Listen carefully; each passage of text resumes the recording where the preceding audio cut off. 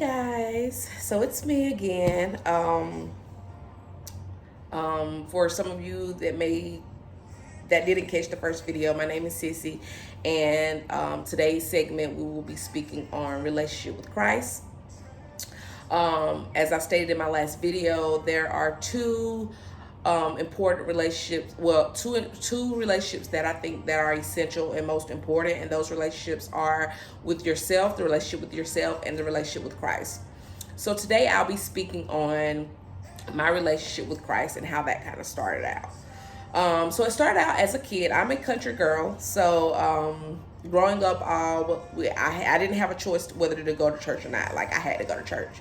My mom like, if you can play sports and do all this other stuff, then you can go to church.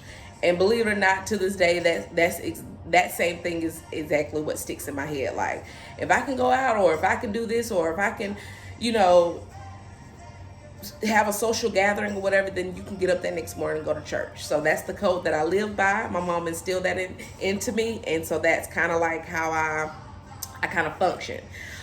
So growing up, I always went to church. We were part of the church choir, so we had anniversaries. We were part of Bible study, and that sort of thing. So church was always essential for us. There was no way around that. However, it wasn't until later on in life that I realized going to church and having a relationship with Christ are two totally different things. So after I graduated from high school, I went to college in Atlanta, Georgia, where I spent 10 years in Atlanta, Georgia. But once I got there, I knew I had to find a church home. So I found a church home, and that church home was Destin Metropolitan.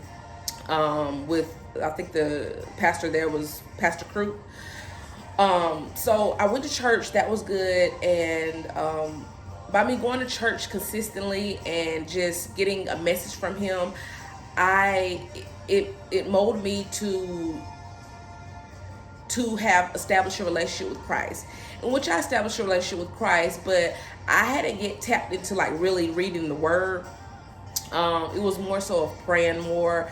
When I go through difficult times, I just kind of pray more and do that sort of thing and make sure I just go to church.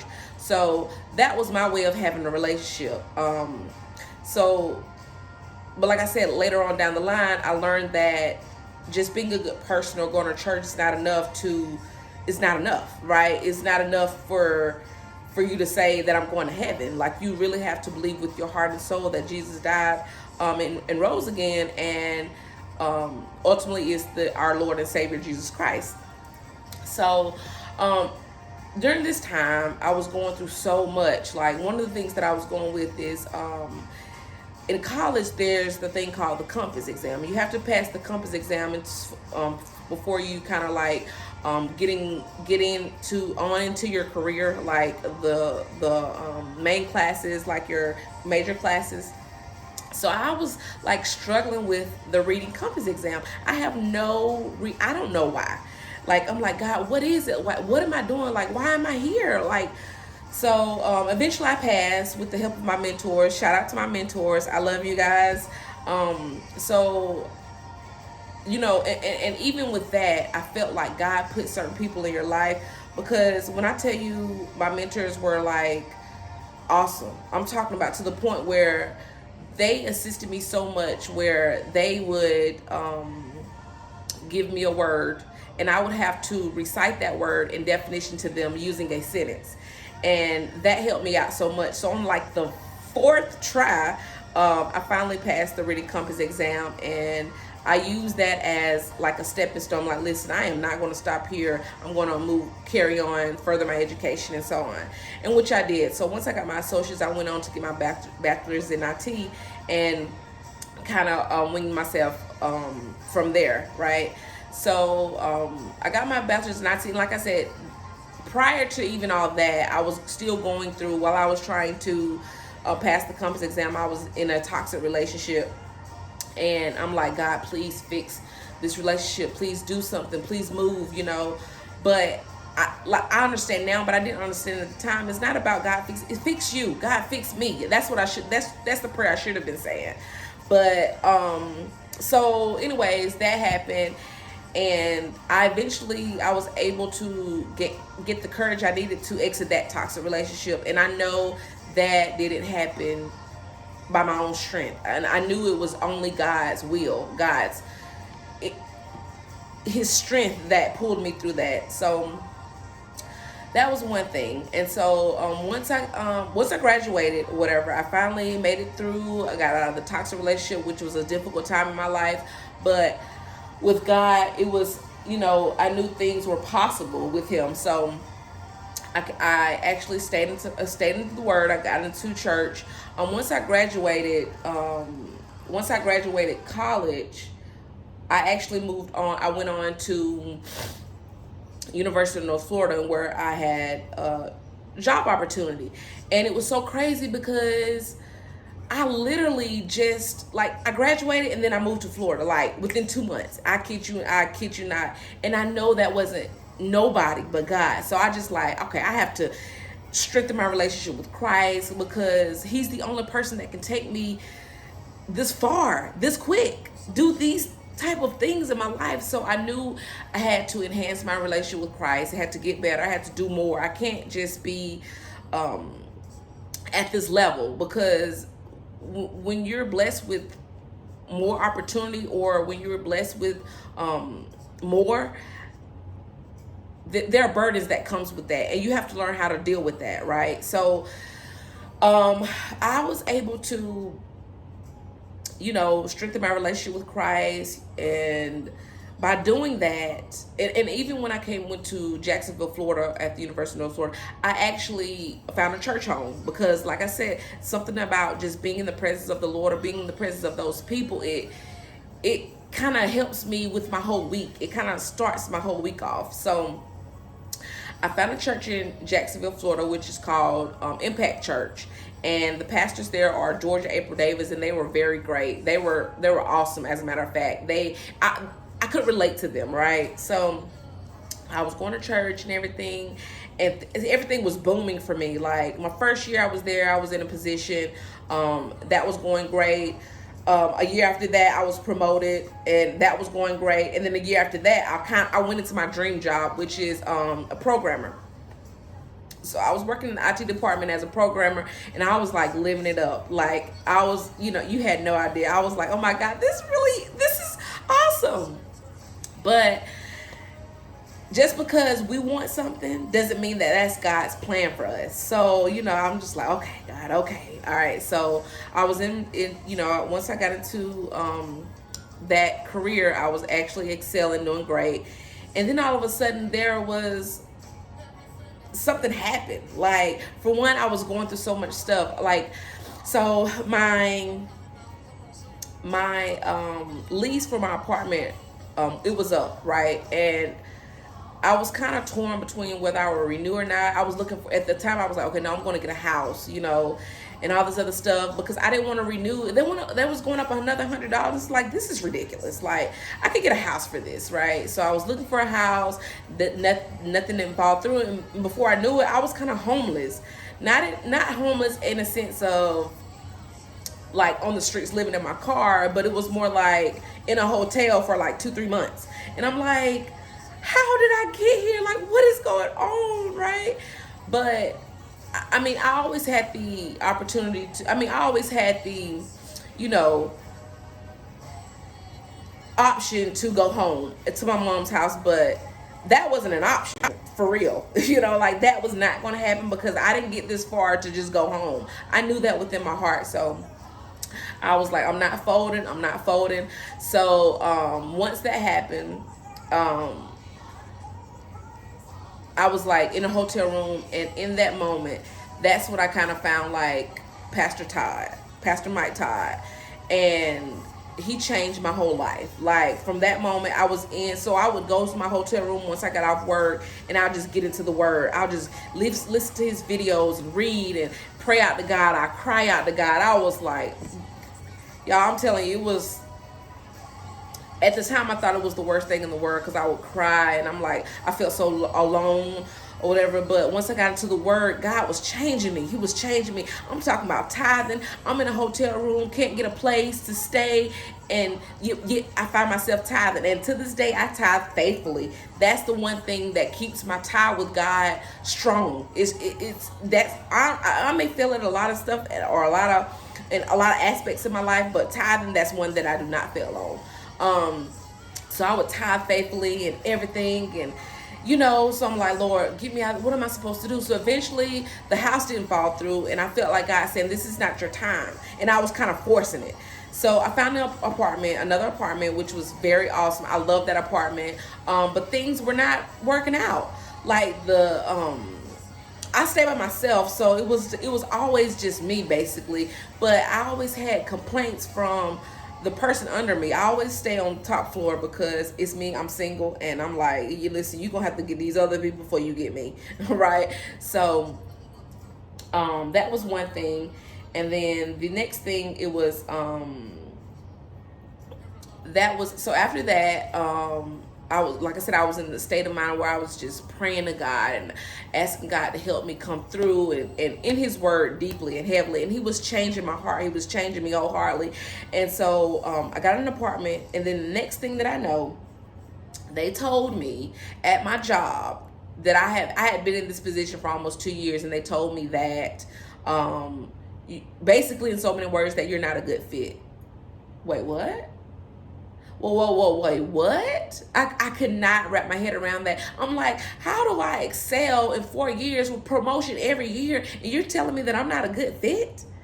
I could not fathom that. Like, I don't know. At this time, my brother was like a prayer warrior. I would always go to him with stuff, and he would help me through these situations. He would tell me, God is using you for something better. You have to believe that.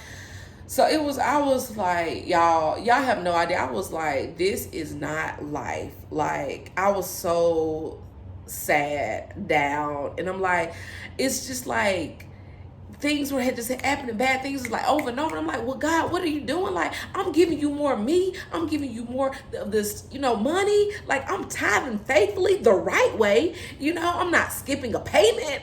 Like, I'm having difficulties paying some other bills, but yeah, I'm giving to you faithfully. And it's just like, I don't get it. But as I came to realize is that God, or people who, I'm not going to say that, but I feel like when you're on to something, when you're doing the right thing, that's when you get hit the hardest.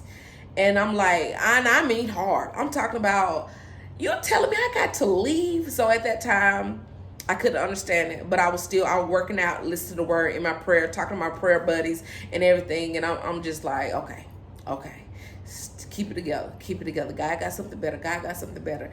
So when they told me that, it was just like I had to look for another job. And at the time, I'm like, even though it was bad, it was also an opportunity for me to move closer to home, because I could be closer to my dad. Like, he has some health issues that he was he has health issues, right? And so I'm like, okay, I'll be a little closer. I won't be, instead of 5 hours away, I'm like 2.5 away. So that's not bad. So if anything happens, I can get down there like that, right? So that was a plus. And then,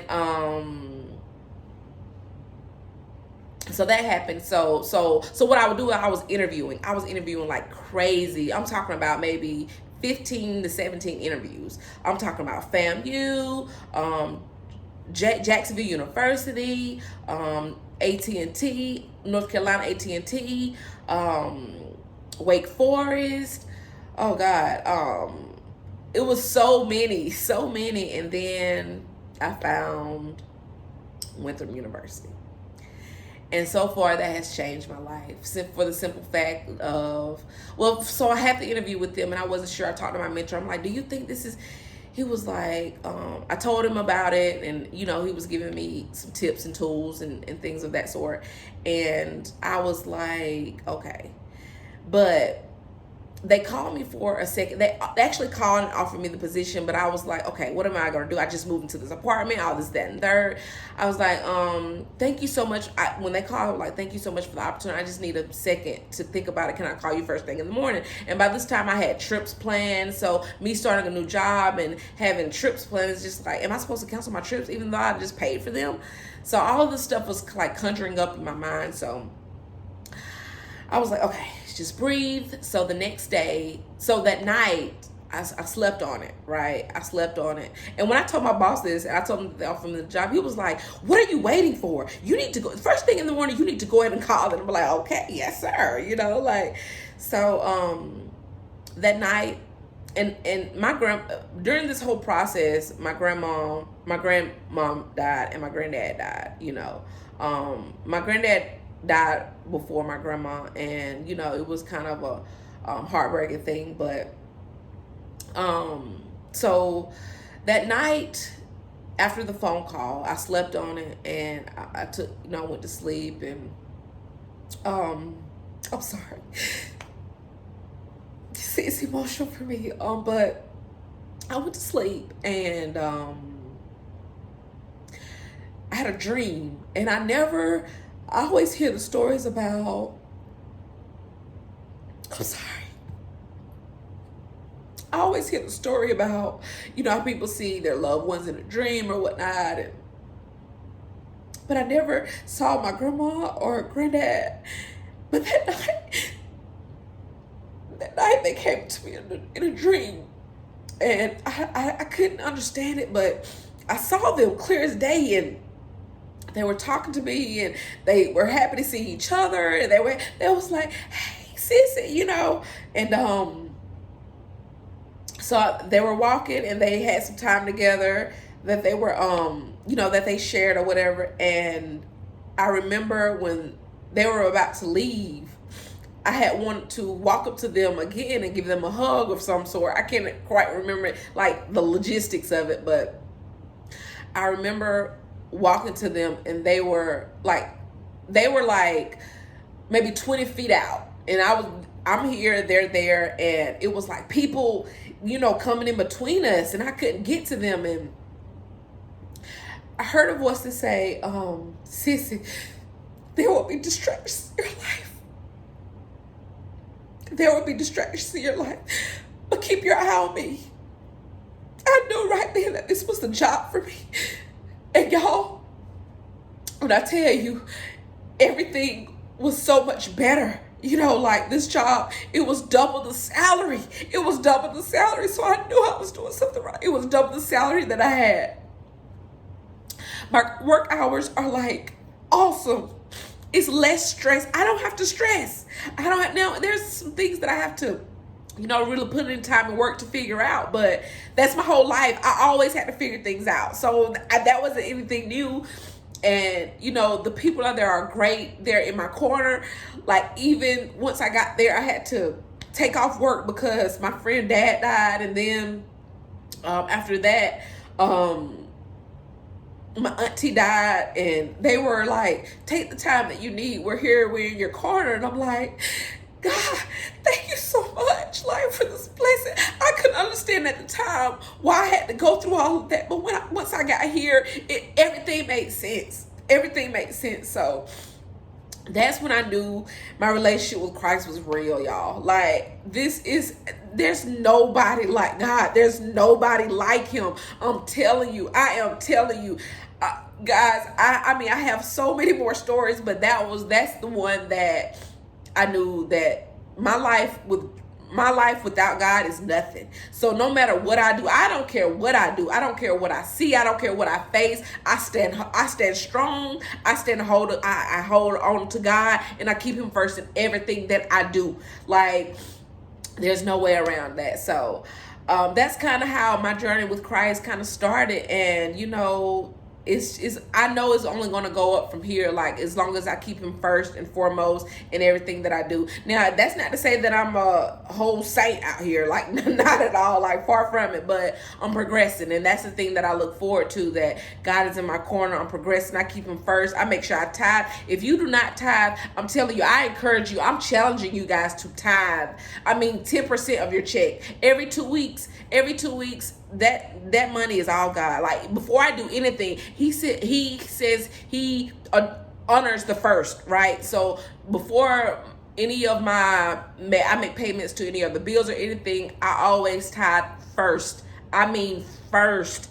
And sometimes it's hard because it's just like, God, I need this for other stuff. But it's just like, you don't worry about that. You put, all you got to do is 10%. I'm going to take care of the rest. And when I tell you that is so true, it's true. But I can only tell you. All I can do is just challenge you guys and tell you guys that is real. It's real. I encourage you guys to read your word, get in your Bible, and just no matter what you do, no matter what you face, don't worry about the habits that you have. Because once you establish that relationship with Christ, he'll change your habits. But yeah, I just make sure, no matter what you do, just make sure that you establish that relationship with Christ. He will not fail you. All right. Thank you guys for listening. I look forward to speaking on my next video. Make sure you keep watching because I have some special guests coming up.